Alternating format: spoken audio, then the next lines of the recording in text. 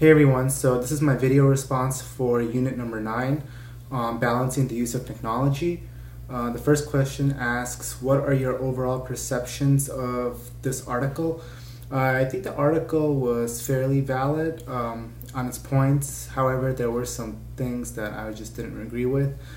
Some key points that they were discussing, such as technology helps, bring families together in lieu of, breaking them apart. I kind of feel the opposite. When I was in New York City, I studied media studies in the graduate program, and I would always, be cognizant of technology and, how it empowered us. And I had one professor, his name was Barry Salmon, and he would tell me all the time, in the class actually, he would always tell us, how when the iPhone first evolved, when Steve Jobs presented, the iPhone and, combining the internet to the phone, at first it was seen as a crazy, it was not going to work, it was not going to be successful. And now here we are, 15 or 16 years later, and now we see like a prolific use of technology and iPhones and Androids and all Samsungs.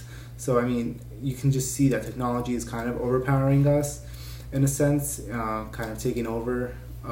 So the second question asks, how does the time spent online or on your iPhone or even checking email impact the amount of quality of time you spend with your family or friends? Well, I think that we can look at our own program, our own department of physical education, and we can see how we have kind of evolved from a more on-campus setting. I mean, excluding us because we're on-campus students, but there are students who are online and solely online students who take online classes and never even came to Azusa.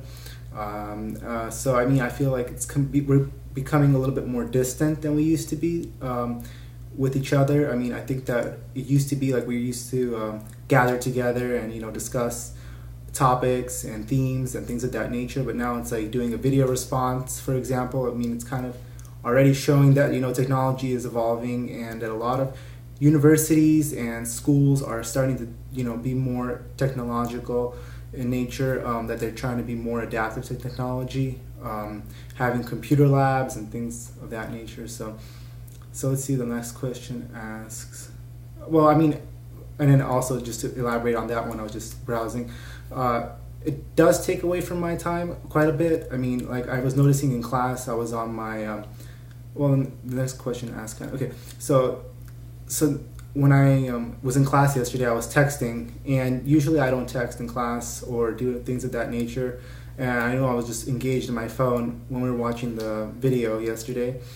And I kind of had a rule when I was in grad school. I had to teach an undergraduate seminar, film theory class, and I would screen films at times, and I would never allow students to use their phones. And I would just say, just put your phones, put your computers away for the class time. Just as long as we're not, like, if we're watching a film, don't ever use your phones. It's kind of disrespectful to the filmmakers who created this phenomenal thing. And then I've seen myself yesterday in class, and I was texting.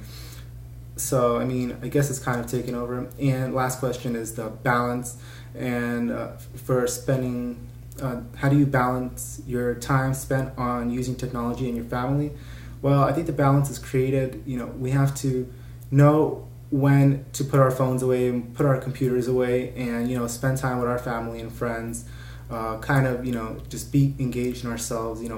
There's times I just don't even take my phone with me, kind of just leave the house intentionally. I just like don't want to take my phone, like when I'm going on to the beach or something, I don't like to bring my phone with me, kind of like to be isolated, secluded. That's just me. When I spend time with family, I just try not to look at my phone as much. Put it away, put it on silent, turn it off. So yeah, that's it.